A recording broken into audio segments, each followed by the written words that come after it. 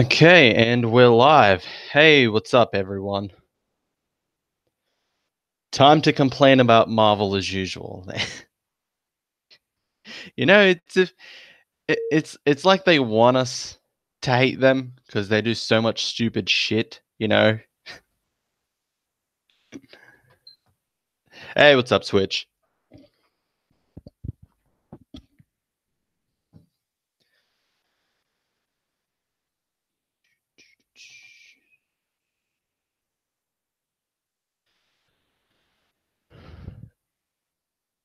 Hey, Teal'em. Hey, Maverick. What's up? Just wait a little bit more before I start complaining about these overpriced comics. Hey, Nightwolf. Hey, Dracon. Yes, Switch. Marvel doing stupid shit. Nothing new there. Yes. But now it's becoming a recurring theme.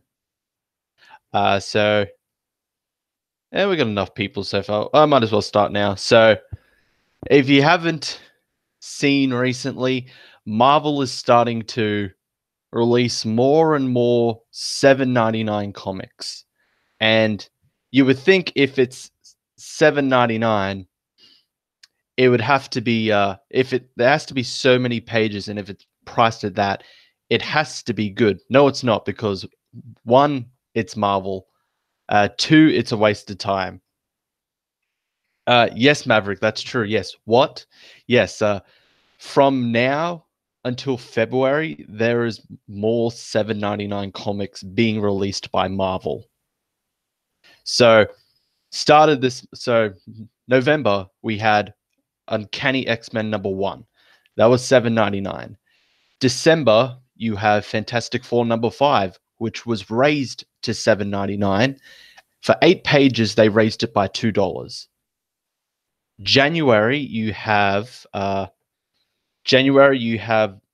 two reprints called Marvel Tales, one for Venom, one for Fantastic Four, both 7.99 each. And then in February, you have another Marvel Tales, Black Widow, 7.99, and Uncanny X-Men #11, 7.99.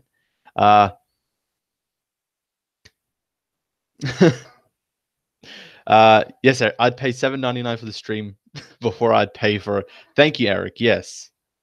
You'd get your money's worth out of the stream more than a 7.99 Marvel comic. Let's see. Dracon says the only book I buy from Marvel is Amazing Spider-Man. No event books. That's actually a good choice, considering Nick Spencer actually knows how to write Spider-Man and Peter Parker well, more than Dan Slott ever could. Spencer actually wants to progress Peter even further. They don't, not like Slott, who wanted to trap him and just he's still a teenager forever. Spencer wants him to actually be an adult and grow up and get back with MJ. So he's doing good work so far. But yes, from November, December, January, February, there are a few 7.99 comics from Marvel, and this is really rare. While Marvel is known for selling a few overpriced books, mainly stuff at $4.99, hardly ever do they release a $7.99 book. It's very rare, but there's at least 1 to 2 for these upcoming months. And that's insane. And are they worth the price? No, they're not. It doesn't seem like they will be. So Uncanny X-Men #1, that already came out. If you've seen anyone talk about it, you've seen my review on it, it is not worth $7.99. It should have been just a $3.99 comic. The only story that really mattered was the Kitty Pryde and Multiple Man story, which seems to be the main story throughout these 10 issues. I mean, and if you've read issue #2 or seen my review on it, there's only one panel they mentioned those other stories that were in issue #1. uh, no problem, Eric. Yes, Maverick. These prices are insane. And yes, Marvel is greedy now since their issues aren't selling well. Exactly. They're pretty much testing how far fans will go, how far readers will go to get something. And yes, like I said, Uncanny X-Men #1 was not worth $7.99. Should have been a $3.99 book. Now they want issue 11. They want issue 11 to be a $7.99 comic as well because it's a pseudo #1 because Rosenberg is taking over as the solo writer. The worst possible choice for an X-Men book is Rosenberg. Phoenix Resurrection was pointless. I've heard no good things about Astonishing X-Men, his run after he took over from Charles Soule, and I've heard nothing good about his Multiple Man miniseries. So out of him, Ed Bryson, and Kelly Thompson, you pick the worst of the three. I would rather Ed Bryson or Kelly Thompson to be writing it. They have been shown to be competent writers when it comes to X-Men. A lot of people, I know I liked Bryson's Cable, and I've been liking Extermination. I'm going to be picking up X-Force. Kelly Thompson, I know some people like Mr. and Mrs. X, so but Rosenberg, I don't think I've ever seen anyone say anything good about any comics he's done that have had the X-Men in it. Yeah, yes, to heal him. Marvel is testing how far till they jump the bridge into the volcano to burn forever. Yep, Dracon says, by the year 2020, the highest selling comic book will be selling 50,000 unless we get more $2.99 comic books. Nightwolf says, I'd rather buy a manga than pay that much for a Marvel book. I don't blame you. Which is funny because starting from January, for me, buying comics, I will no longer be buying any $2.99 books because the last two $2.99 books that I've currently been reading, Damage and Silencer, will now become $3.99 books from January. So pretty much almost everything I buy is a $3.99 comic. And well, luckily it's actually stuff that is good. So I'd say it's at least worth the money, but so I don't think my wallet agrees. So yes, so November we had Uncanny X-Men at that price. December you have Fantastic Four #5, The Wedding between The Thing and Alicia.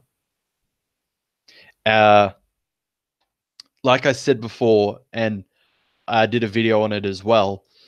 It was originally $5.99, which is for Marvel would be, or for anyone would be max overpriced. But then they decided, no, we need to add 8 more pages. So they increased it by $2. And no, I said after that, even though Fantastic Four has been a mix, I was still willing to read it. But after I saw that price increase, I'm just like, nope. I am done after issue #4. I'm not going to bother with issue #5. This you've pretty much just told me not to buy this comic anymore.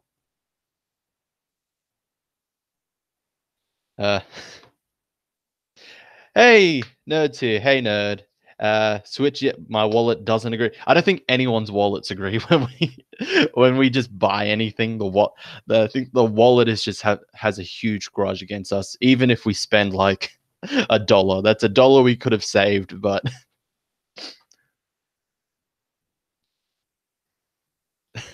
yes, you got a new car switch. So of course you really have no money for Marvel anyway. Yes, Ned, let's rebel. We'll rebel against Marvel.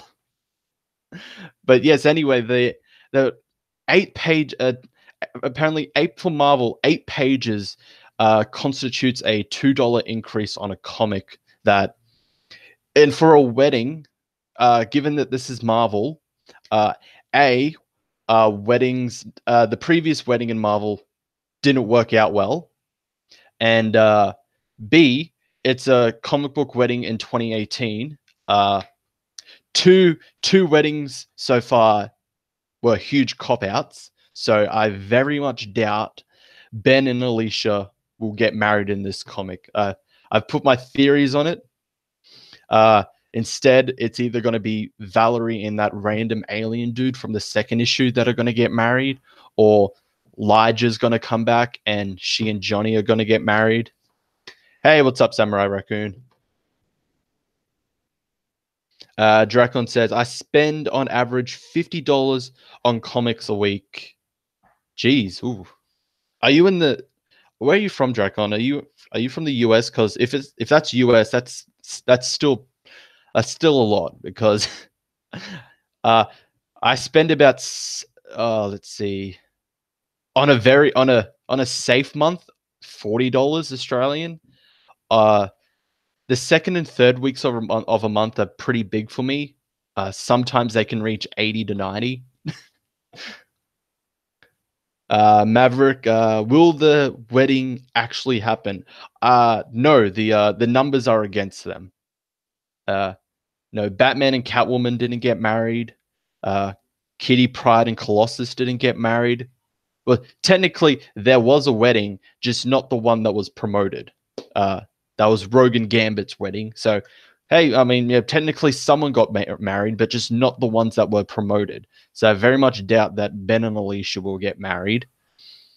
And I don't think this comic will warrant $7.99, considering there's also an additional wedding special for about $4.99. So there's two comics that will be about this wedding for the Fantastic Four.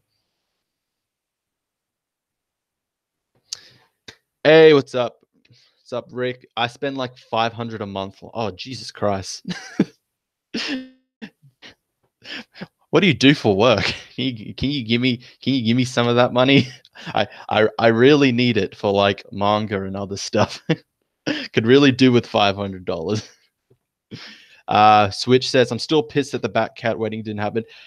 Yes, I'm pissed at that for two reasons. One, it was a huge cop out.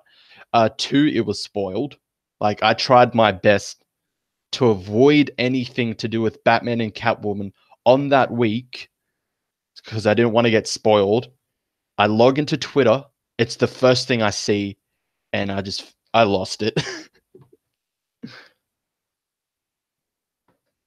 Samurai says, I learned a valuable lesson. If you're an adult, you're not allowed to critique a show for a child, even though you might be a fan of animation. Okay, yeah. I mean, yes, the demographic is for kids, but you still have a right to critique it if it's the animation. Like, you would want, shows back in the day had probably the best animation. Nowadays, it's just like, if you're from Cal Arts, you're certified to get a job here. Oh, nerd, you saw She-Ra? That's no, no. I refuse to watch She-Ra.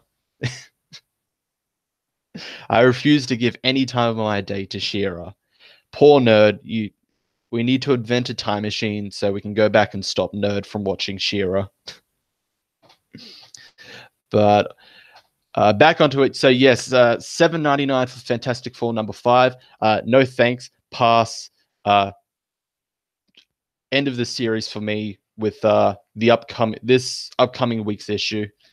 So onto these Marvel Tales reprints. So pretty much Marvel Tales are the true believers, but overpriced. So for one of them, there's a Marvel Tales Fantastic Four #1, which has 3 issues. You have Fantastic Four Annual #6, The Birth of Franklin Richards. You have First Appearance of Namor in Fantastic Four #4, and a special Invisible Woman story in Fantastic Four #245. So you have 3 key issues. These were all done. These were all Stan Lee, Kirby, John Byrne era comics. So they're actually are pretty good comics. They're probably the best from Marvel. But at $7.99, no. No, because at the same time, they have the True Believer reprints for $1, and they are also key issues. So the same month that I believe the same month that's going on, you have they're reprinting key issues of Conan for $1, all except one, uh 32 pages each.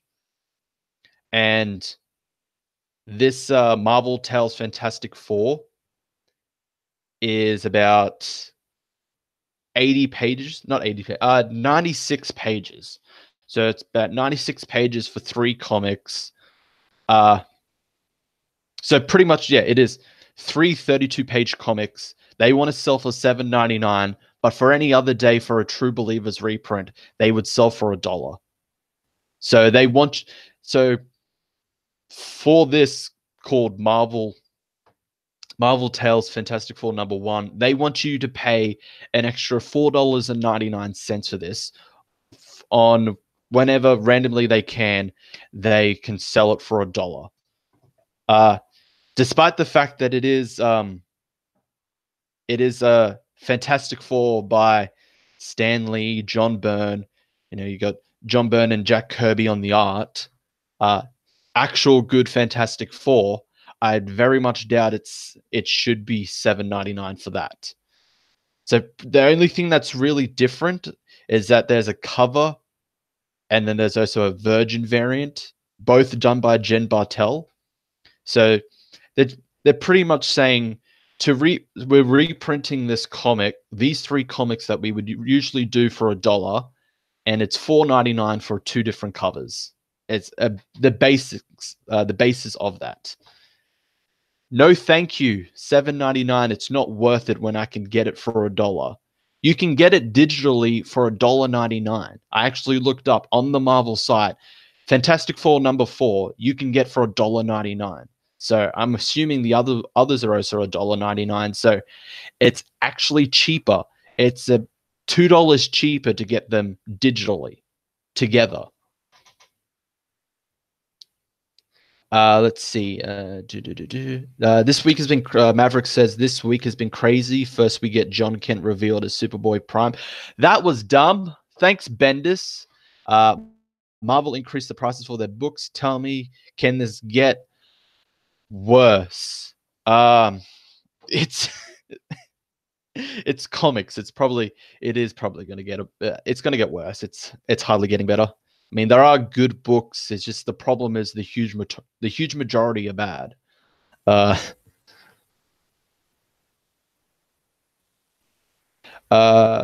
Samurai says $7.90 is reasonable price for a single issue, but a $25 graphic novel on Indiegogo is a ripoff.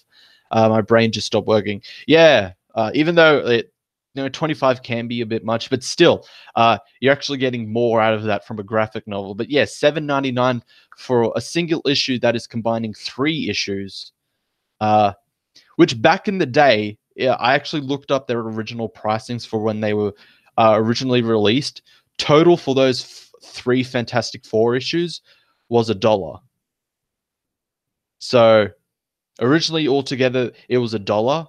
Under a True Believers reprint, they would be $3. But for this Marvel Tales, they want you to pay an extra $4.99. And then they have another one. Let's see. Trying to find this one. Marvel Tales Black Widow #1. It's also $7.99, but the thing is, it has more issues. So it has, let's see, Mystic Comics #4, Tales of Suspense #52, Amazing Spider-Man 86, Amazing Adventures #1, Marvel Fanfare #10, and Red Widow First Strike #1. So 1, 2, 3, 4, 5. You have 6. You have 6 issues. $7.99. You're only paying an extra $1.99. That's still a bit okay-ish. Like I said, if they were done under a True Believers reprint, they'd be $1 each.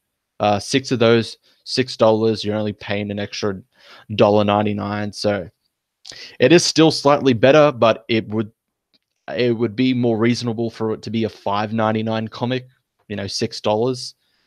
Uh, then you got Marvel Tales Venom #1, another $7.99. That only has 3 issues as well.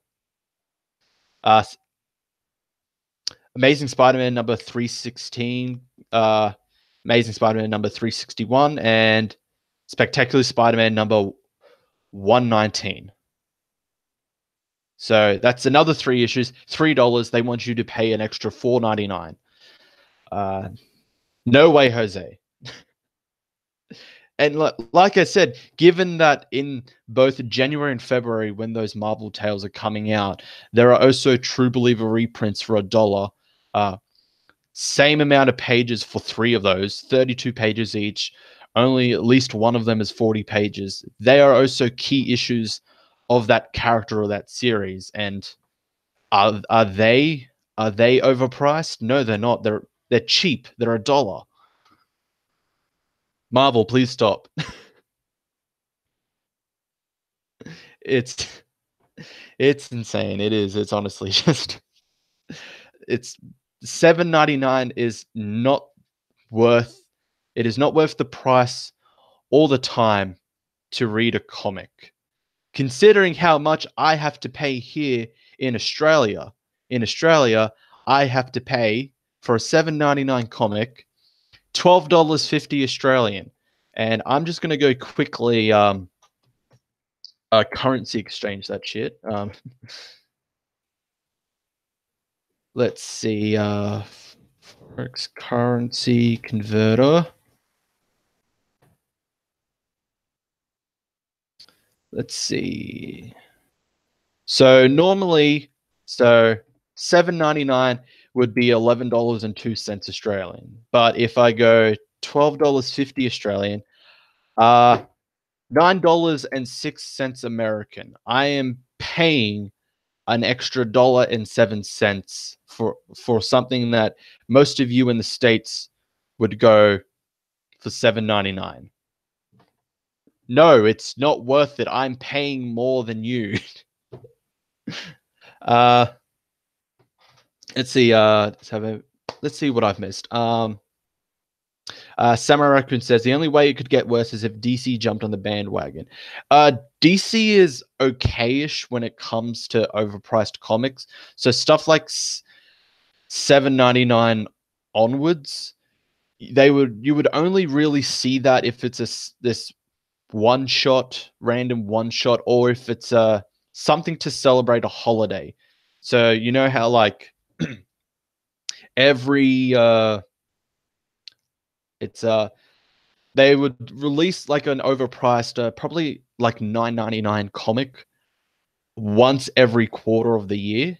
So you have one for Valentine's Day, you have one for summer, one for Halloween, and then a holiday special / Christmas special as well. So one every 3 months, that's at least reasonable. But Marvel wants to release one or 1 to 2 every month from November to February, probably more if we see the solicits for March next month.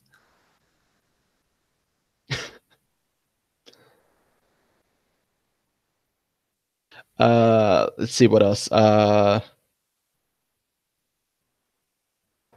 Dracon says, how much you want to bet that most of these $8 books are going to be sent to Ollie's discount warehouse selling for $2? Yes, I'd assume so. I very much count on them being sent to Ollie's for a very reduced price. That's what or 3/4 of the price taken off.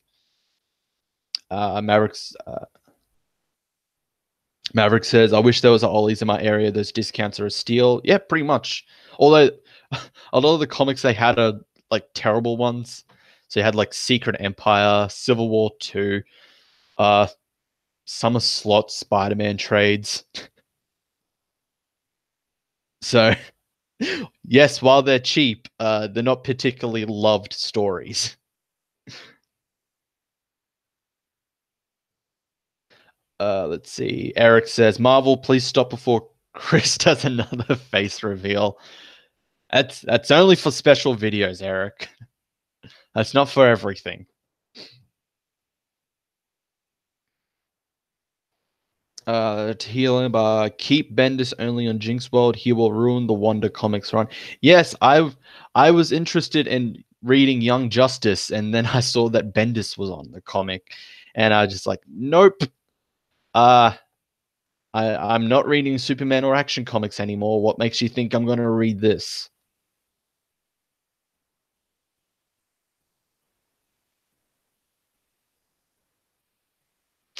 Let's see. Let's load up the chat.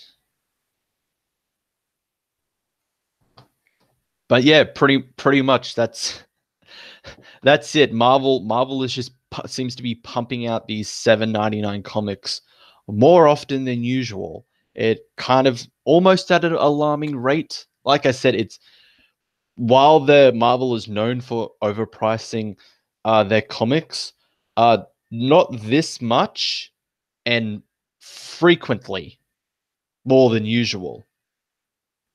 It's a bit worrying.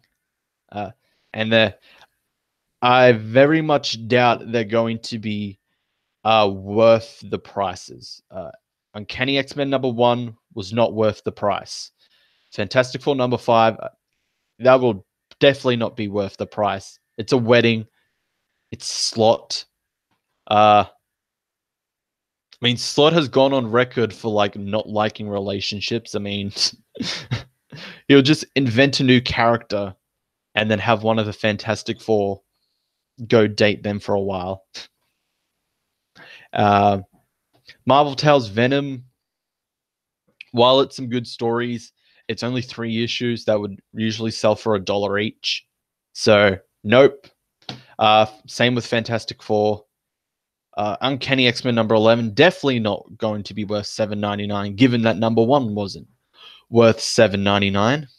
And it's Matthew Rosenberg. And the artist they have on it, I've seen his work.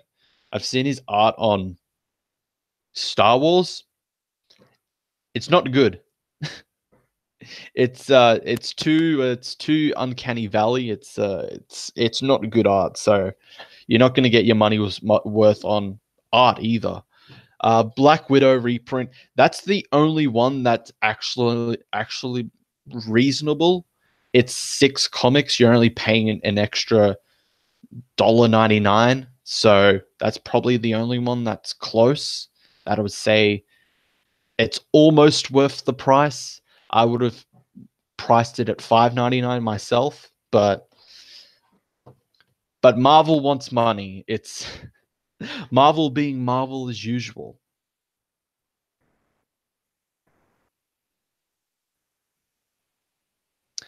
Let's see.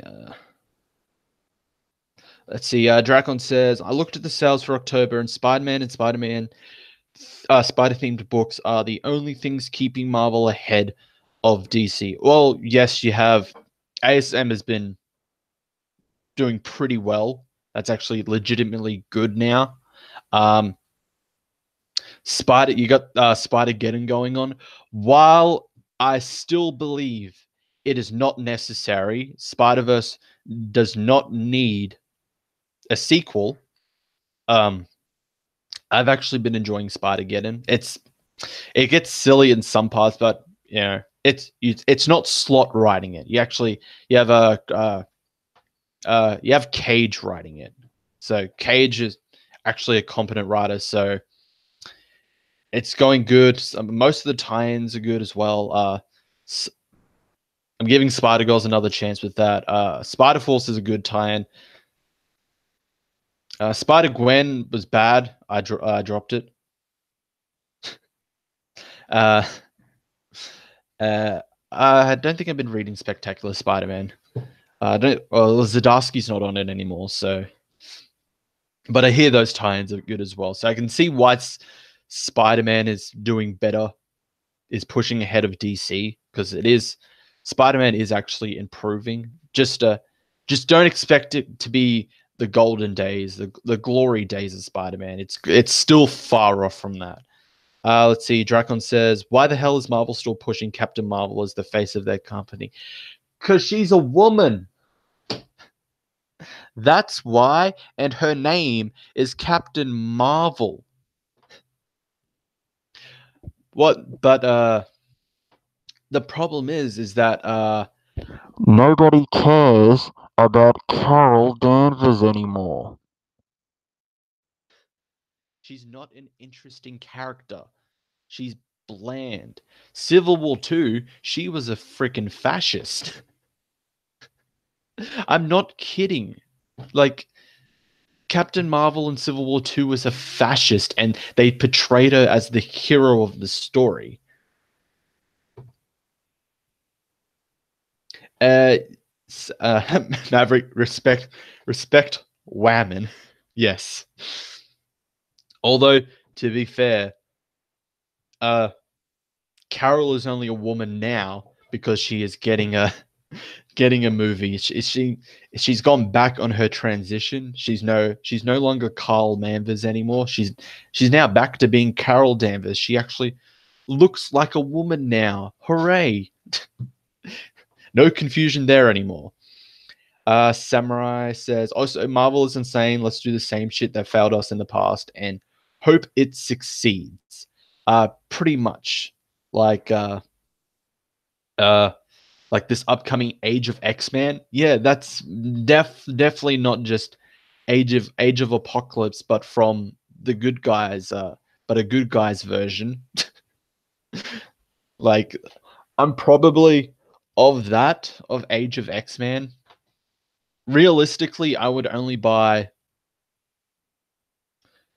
2, maybe 3 of those tie-ins, mainly because of who the writers are. So, Marvelous X-Men is by Zach Thompson and Lonnie Nadler. They wrote, they did the last story for Cable in the Legacy run, and that's actually pretty good, and I liked their writing, so I'd consider giving them a chance on that. Although the X-Men on the team looks weird.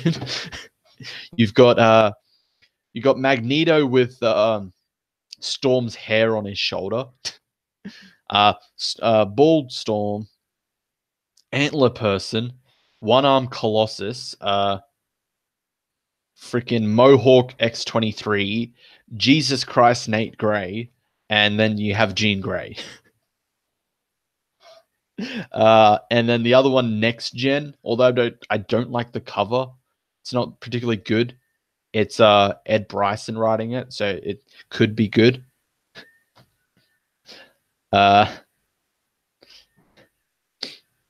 Amazing Nightcrawler, maybe.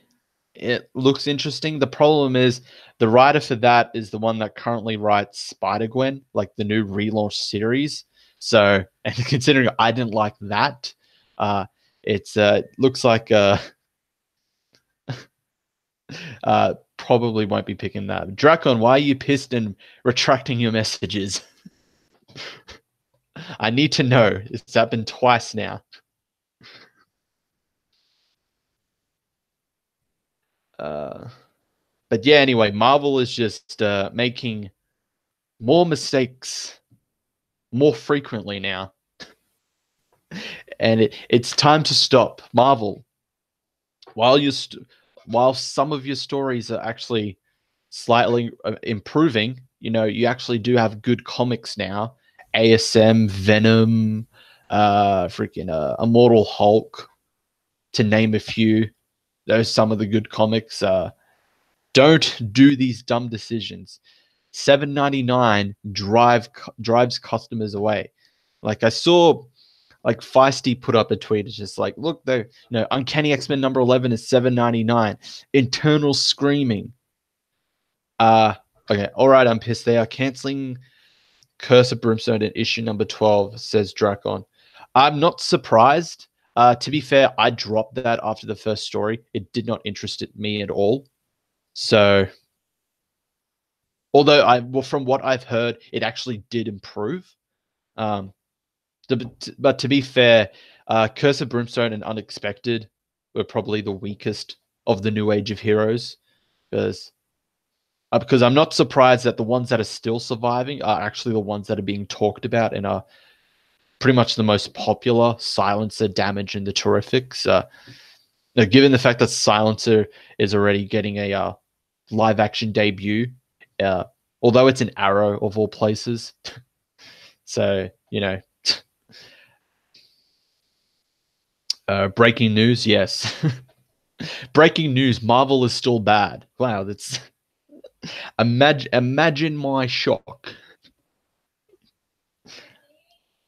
Sideways at issue number 13. Yeah, that's I'm actually I'm actually slightly surprised that they would cancel Sideways because that's Dan Didio's work.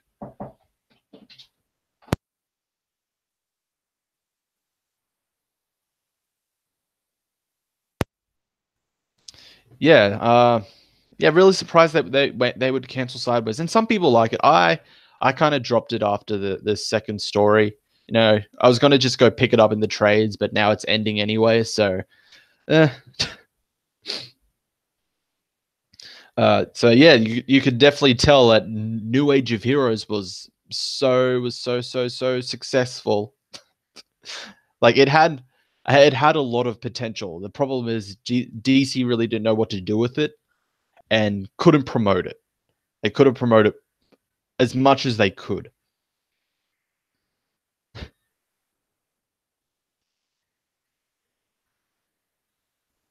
But I don't know. DC's starting to go. It's starting to go sideways. It still has good stuff, but Superman and Action Comics being just terrible. Uh, Bendis getting everything. You got Kelly Sue DeConnick on Aquaman. I saw the preview. The art actually looks good. The writing, for the most part, is okay, but just what she thinks Aquaman is, really turned everyone off. It's very clear from what she said. She doesn't understand Aquaman. Considering she's like, he's like Superman. It's just like, in what regard? It's like, they're both aliens. It's like, no, they're not. No, it's like, no, they're not. Uh, in all intents purposes, Aquaman is from Earth. He is not an alien. He's Atlantean human. Both from Earth. So no, not an alien. Um, what good stuff? Any of the Justice League stuff, pretty much. I've been enjoying Justice League, Justice League Dark, Justice League Odyssey. They're actually legitimately good. Hawkman, I've been liking. Damage is pretty good. So is Silencer, but definitely been enjoying that. But DC is starting to go into like Marvel area where just only a select few comics are actually good, and then just the majority are either mixed or bad. It doesn't help when one of your main characters has probably the worst comics. Superman, Batman's starting to suffer from that as well. Um, I think King really needs to leave. I like King, but after the whole Bat Cat wedding issues, uh, he needs to just take a break from Batman. And then same with Mr. Miracle. That was just like, that's it. That's the end, and it's on a cliffhanger. This 12 issues with numerous delays, and that was the end. Really.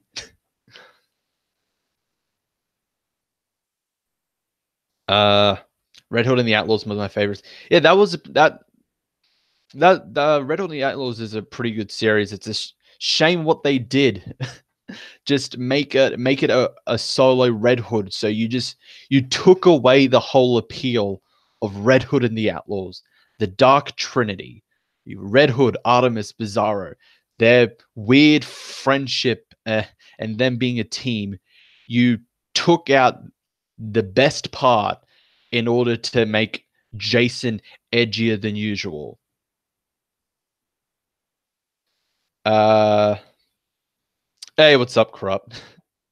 Samurai says, looking forward to Batman and the Outsiders in December. Yeah, Batman and the Outsiders should be good. Batman Who Laughs should be good as well. Um, uh, Tehillim says, I didn't like the comic creators self-inserting themselves into Mr. Miracle. Yeah, that happens. It just although there was some random actors there as well. I'm just like, I know one of them because he appeared in Brooklyn Nine-Nine, but I didn't know the other one. I'm just like, I I need to look up like why are they there? What's the connection?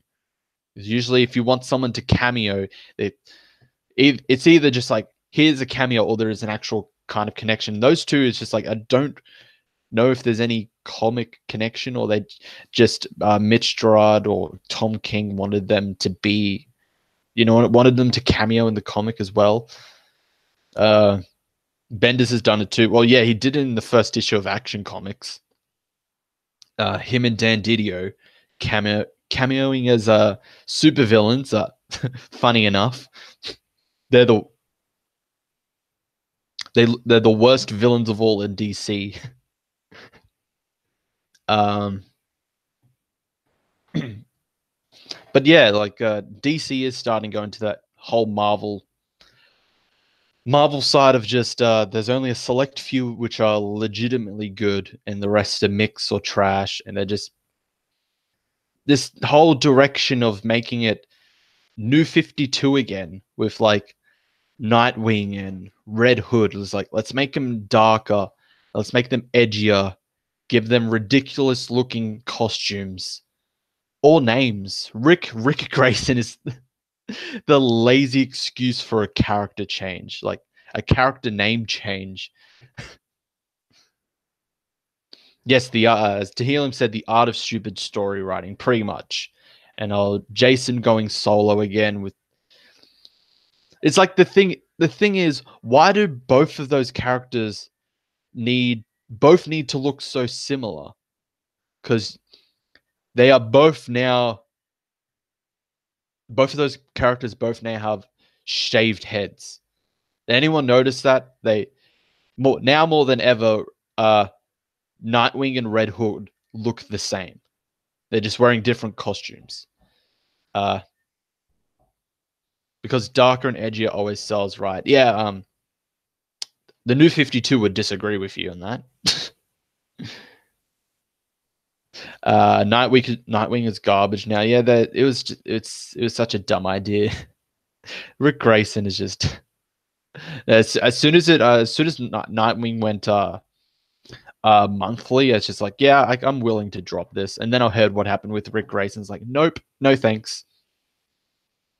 DC is following the event craze to Doomsday Clock and Heroes of Crisis. Well, to be fair, Doomsday Clock is still going. That's because it's supposed to answer the questions that DC Rebirth started. It's just been delayed and become bi-monthly because of Gary Frank, the artist.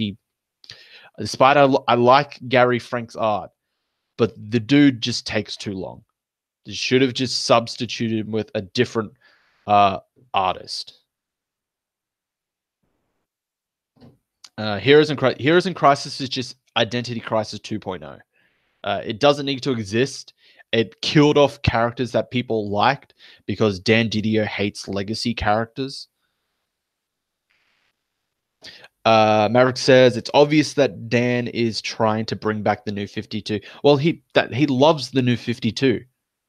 That's the thing. Dan Didio loves the New 52. As soon as Jeff Johns left, I'm pretty sure Dan saw this as the perfect opportunity to shit on Rebirth and bring New 52 back.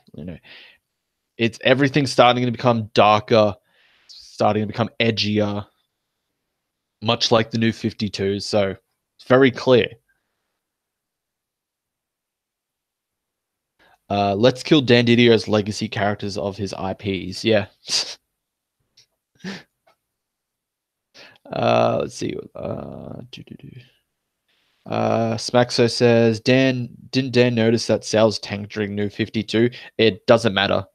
But Have you been reading comics? Apparently, sales don't matter anymore, especially with Marvel.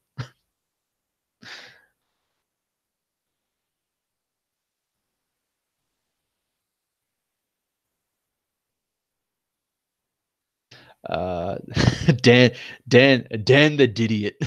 That's great. Hey, now love you back. Uh, well, to be fair, to heal him, Sideways is pretty much dead now since his series has been cancelled. Maverick says Dan hates sidekicks, legacy characters, superheroes that have family. This is the guy who's leading DC. Pretty much. Well, even though he's not in charge, Jim Lee is.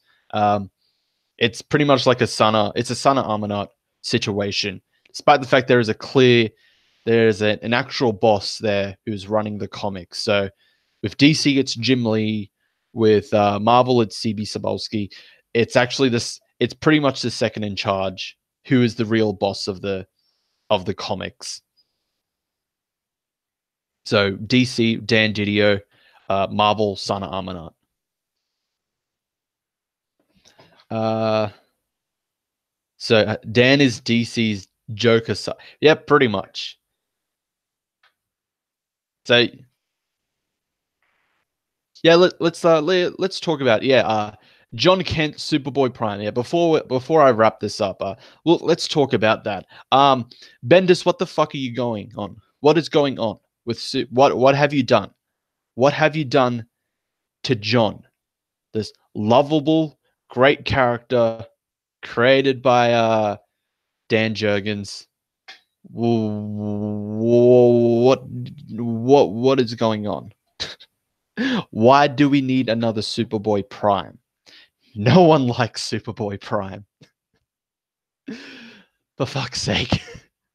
Bendis, stop ruining Superman even more.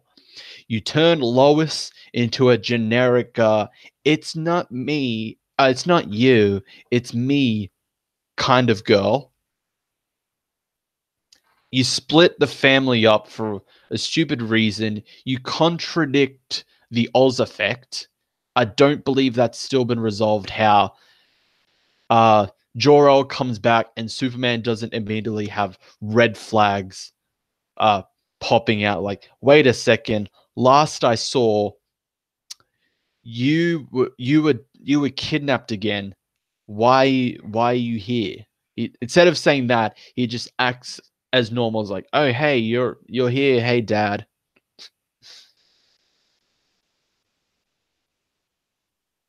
Let's see. Do. Smaxo, what did John ever do to Bendis? Exist. Dracon says, I have a theory. Bendis is Thanos. It was sent to DC from uh, pretty much as soon as Bendis went over to DC, that's when a lot of this terrible stuff began to happen. Samurai says, Bendis, we don't need the return of Countdown to Final Crisis. To heal him, he turned Lois into a horror Jessica Jones, pretty much, minus the superpowers. Smaxo says, DC hire me so I can basically just retcon Bendis's run. Don't we all? I wish we could all retcon Bendis's run.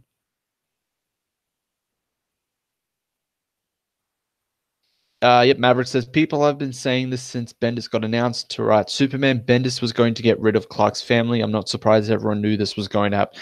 Pretty much. Now, I have admitted that I did like his Man of Steel for the most part. It was strong in the first half, but then started to die down a bit. But Superman in Action Comics, they're just infuriating.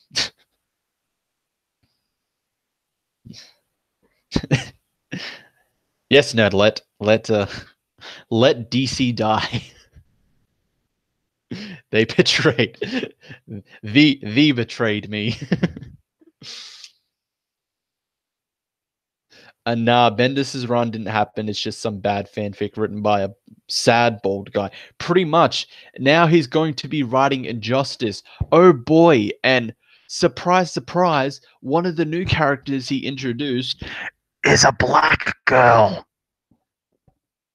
cue Paul Joseph Watson's imagine my shock. I'm not surprised that one of the new young characters he made is another black girl. Bendis, we get it. You love dark chocolate, but this is getting too much. Smacks. Imagine my shark. uh, as customers and fans of Superman, we don't count Bendis' story as DC canon. Exactly. I'm not counting it as canon. Another Riri Williams. I I betcha. And um considering she's a Green Lantern, she's probably going to be like so super powerful cuz she a black woman that don't need no man.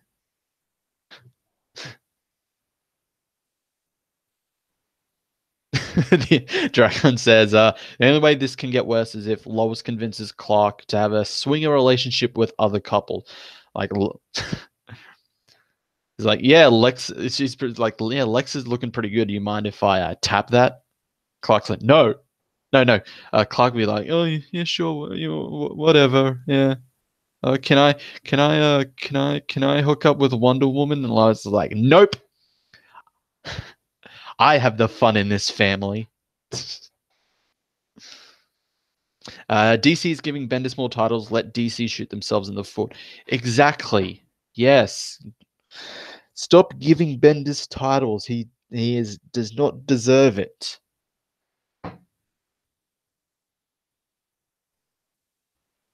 Let's see. Bet if Dan Jurgens or Tomasi gets the Superman books, or gets back the Superman books, the first they do is have Clark wake up screaming from a nightmare. Saw Lois asleep next to her, and John still a kid in his bedroom. I hope so. I hope all of this is just a dream.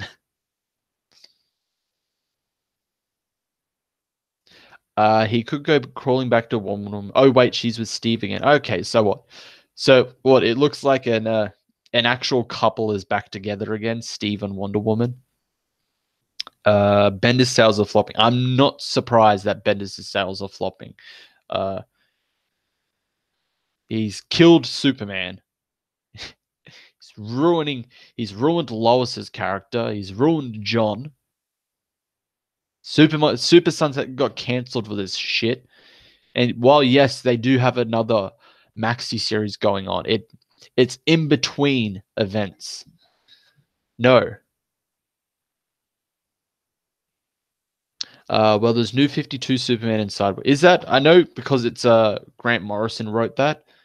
Did they actually say it is New 52 Superman, or it's just like because they're in the last I read of Sideways, they're in the dark multiverse. So I wouldn't be surprised that New 52 was just actually part of the dark multiverse because it's just so edgy and dark.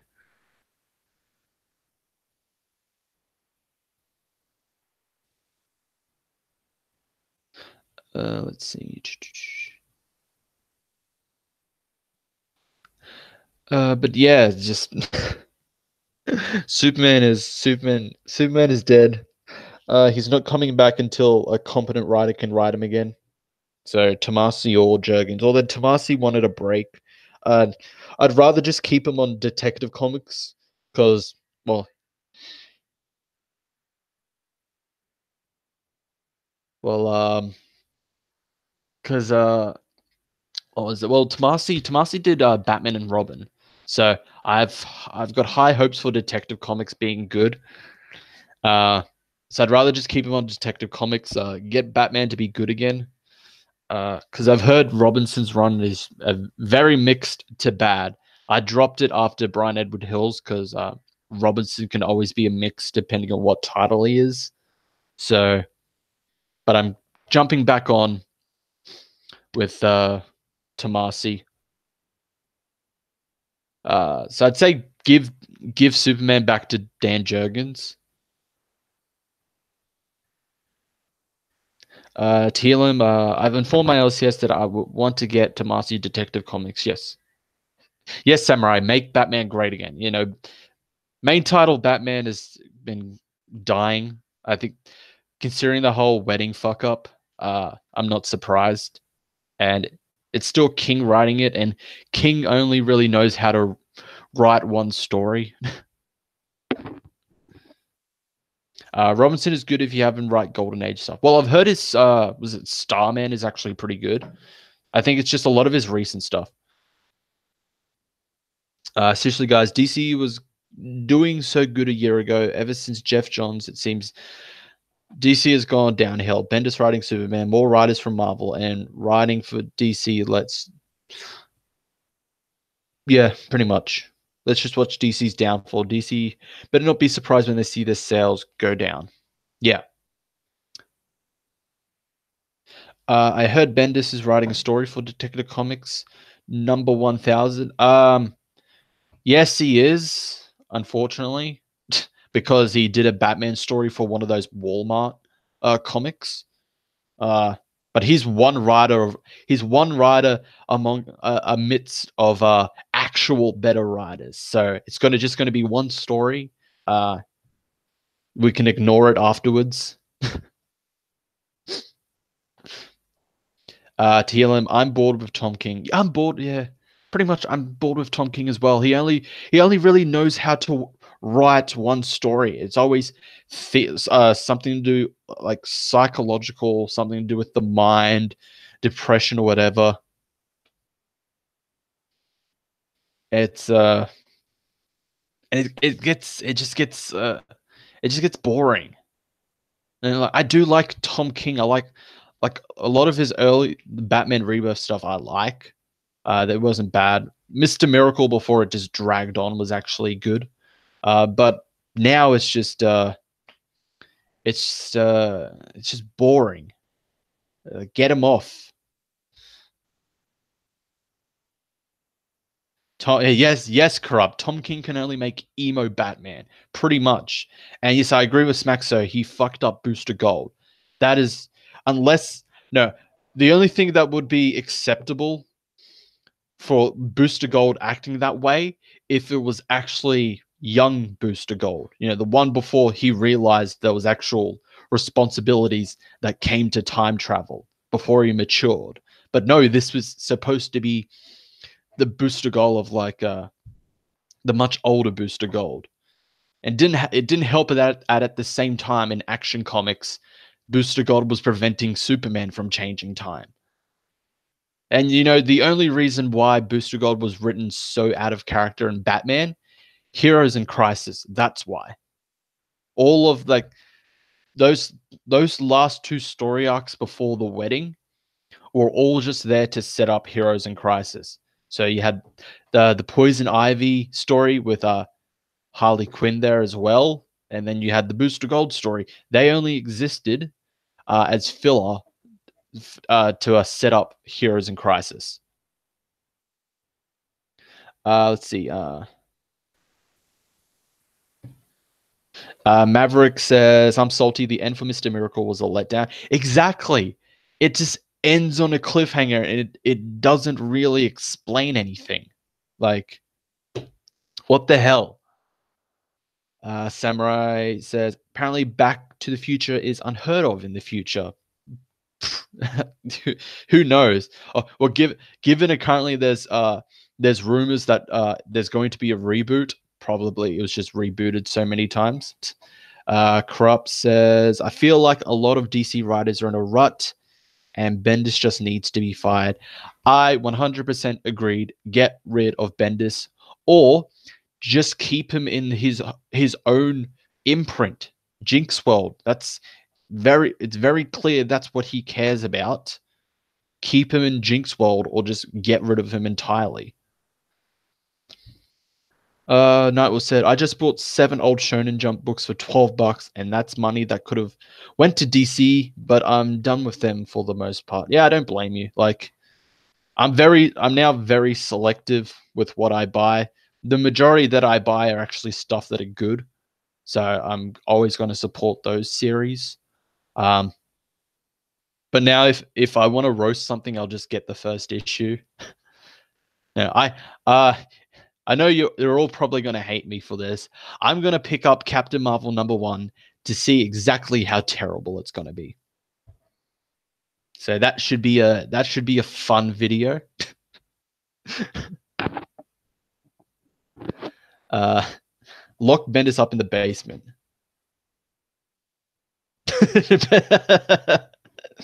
Yes, corrupt. Yeah, Bendis can just stay in his own world with all the underage black girls he wants. Yeah, that's so weird. He just has this weird obsession. Just I need to make a new character, and they're all black girls. He takes his coffee black. That's all we know.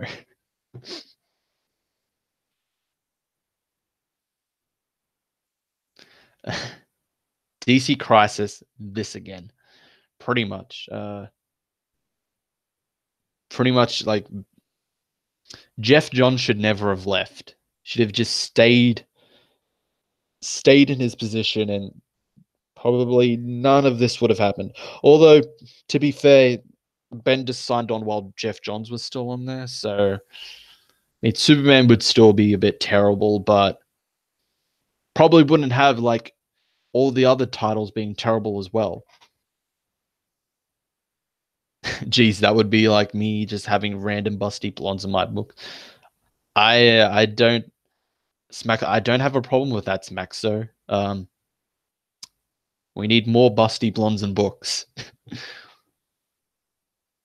Let's see. Maverick says Bruce getting emotional at the end of Heroes in Crisis #2 is so dumb. Batman getting emotional because of his friends dying. Get the fuck out, Tom King. Batman has been seen so much shit that now he's desensitized.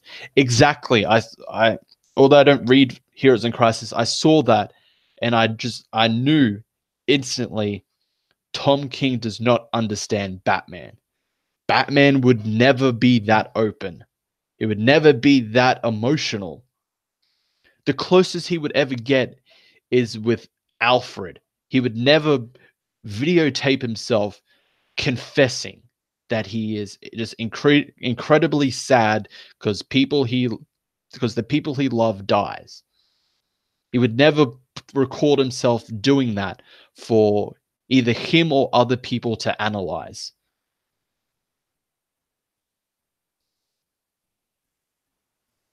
Uh, let's see. We all thought Jeff Johns would keep Bendis on a leash. Apparently not, but then Jeff Johns left, so any leash that was there is gone. Samurai says, what they should have done was get rid of Didio. I agree. Dan Didio needs to leave. Dracon, we need another Power Girl book. I agree. I need busty boob window Power Girl in my life again. Solo series or with Huntress. Either of the two, I will buy it and give it to a good writer. I would say either Jeff Johns or Jimmy Pal. Was it Jimmy Palmiotti who did a Power Girl run with I think Amanda Connor? Any of those, give it. Don't give it to a terrible writer. Smaxer says, hell, I joked that we might be getting Johns and Bendis having a fist fight in a parking lot because Bendis is doing his shit. Maybe. I'd pay to see that, honestly. Did King see Bruce shedding tears at the end of Flashpoint and assume that Batman was this overly emotional child who never grew past mummy and daddy got shot? Probably. Corrupt, I'm going to look that up. I know I've butchered his name. See, Jimmy Palmiotti.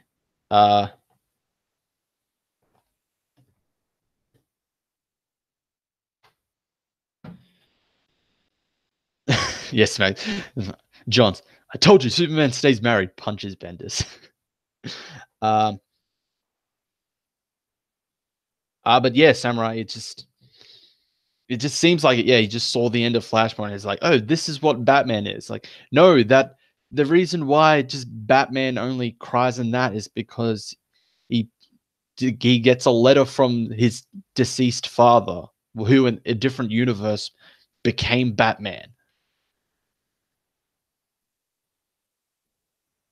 Like, there's ways of kind of showing, like, he doesn't always have to be emotional. Like, whenever someone dies, someone close to him dies, or he meets like a version of like his parents. Like, look at Convergence. Earth 2 Batman, who is Thomas Wayne, meets pre-Flashpoint Bruce Wayne, and they don't get emotional. They're just like, it's just like, dad. It's like, son, and they just talk off screen, and it's like, I'm very proud of what I'm very proud of what you've done with your life, Bruce. And that was it. There was none of this hugging. He wasn't crying. Like that's, that's a Batman thing to do. You wouldn't see Batman doing that to the max, or just in tears, just hugging someone. Let's see. Batman. Batman is just a giant man child who cries all of the time. Yeah, it seems like it. Yep. Smaxer says his father wanted Bruce to not go the path that his father took, aka be Batman. Yeah. Well, yeah, that was the Flashpoint one. The Earth 2 one is the New 52 Earth 2 one was slightly different. Thomas Wayne became Batman to honor Bruce's legacy because he knew Bruce was a Batman. So when he sees that there's a Batman that's still alive, successful, also has a son, whatever, he says, "Well, I'm proud that you're still doing this." Yeah, well, yeah. While Flashpoint was a different case, it's just like, yeah, for what I've done as Batman, I don't want you to be Batman anymore.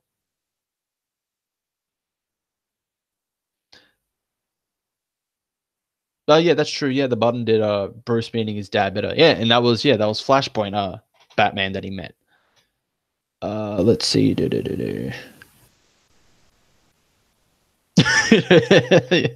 Yes, Crud. It'd be like if Batman started crying every time. He has PTSD, and it like any gun that he sees just triggers him. So it just like Joker's having a bank robbery, and it's just like Joker. And then Batman's like, "Hi, Bats," and aims a gun at him. And then Batman just like starts sobbing. Like, why did you have to bring that here? And Joker's just like, what the fuck's wrong with this guy? He's like, you okay, Bats? What's going on? Yeah, yes, God. He's like, my parents are dead. You insensitive prick! How dare you bring a gun here? And yes, Max, I agree. Yeah, them killing Wally is even dumber since, according to Barry, Wally's his lightning rod. Yes, killing Wally was a mistake, considering they never even properly resolved anything to do with Wally.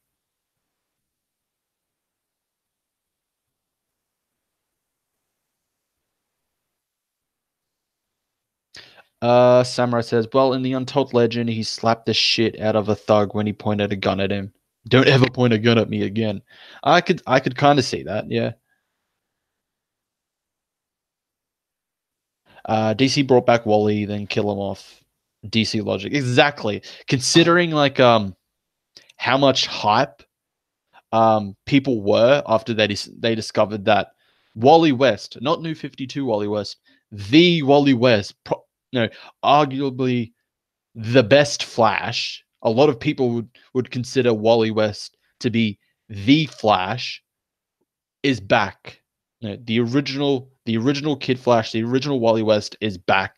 And I know a lot of people were very hyped because of that. And then you decide to do nothing with his character and then kill him for shock value. Although to be fair, I'm going to say it now. Heroes in Crisis, they're going to come back anyway. Booster Gold is in the story. He already messed up Batman's timeline once before. He's just gonna go back and fix everything.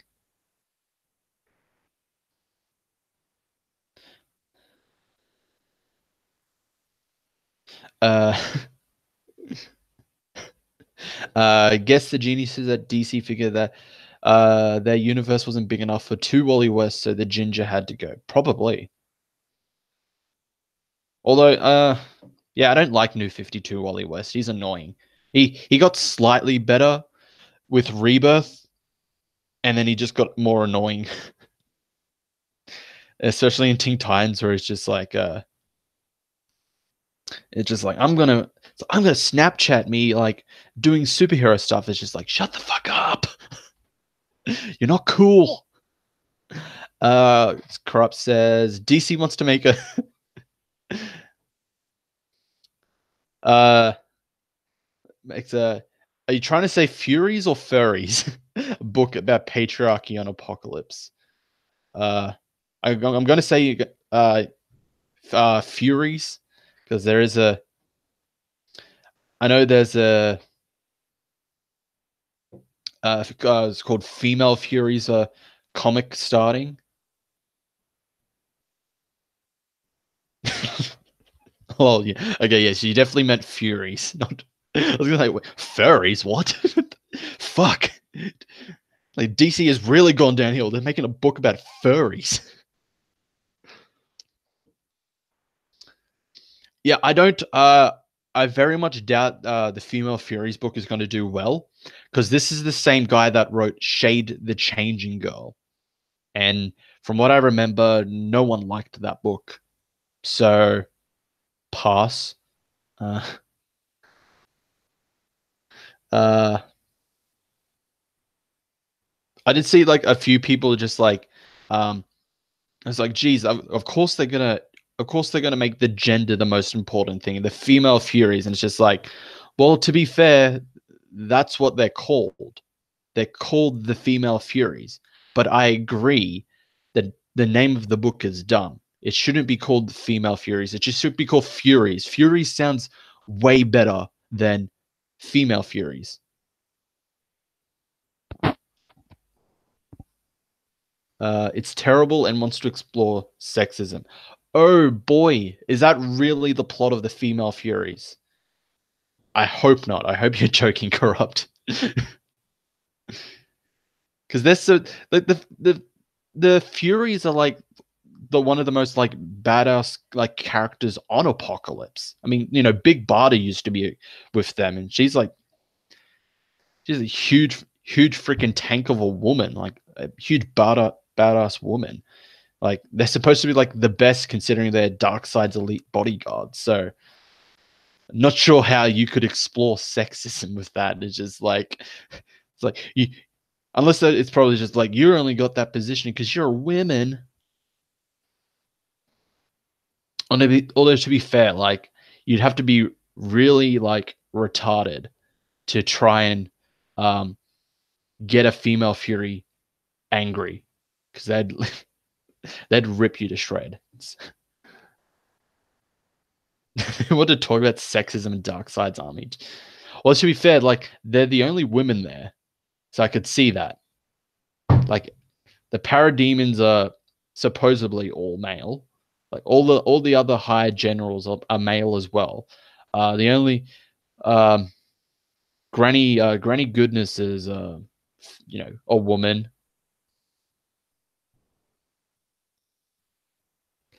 Uh, yes, Snaxer. Yes, sexism in apocalypse where everyone is equally worthless. Yeah, it really doesn't. Yeah, sexism on apocalypse doesn't work because there's pretty much Darkseid, then everyone, and everyone is below Darkseid on a rank of who is from most important to least important on apocalypse.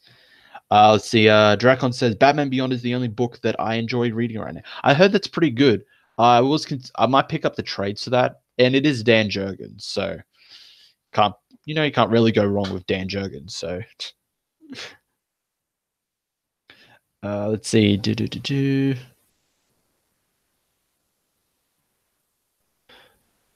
Uh, compared to what mindless paradigms? Yeah, it's post gender. Oh boy. Oh boy.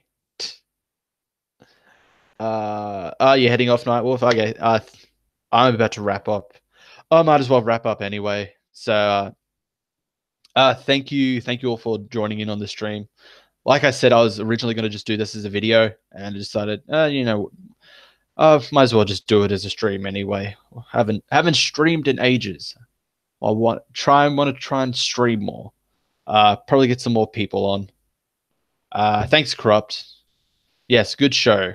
It's going to be an even better show. The cringeathon that we still need to do with Quill. So everyone, watch out for that. Torture Quill with me on Discord. Yes, I'll probably hop on Discord afterwards. But yes, thank you everyone for tuning into this live stream. All of the videos that I mentioned before are in the description. So my reviews for Uncanny X-Men #1 and 2, talking about the Fantastic Four price increase, and then also I've put a link to the Feisty Friend Fund. If you don't know already, Nerd Wonders put up a GoFundMe for Feisty to help her out. She's suffering from a lot of personal and health issues. So if you want to help donate some money to Feisty, she's an awesome gal. Definitely, the link's there. Even if it's just $5, anything helps. Link is in the description. Thank you all as usual. I'll see you all next time.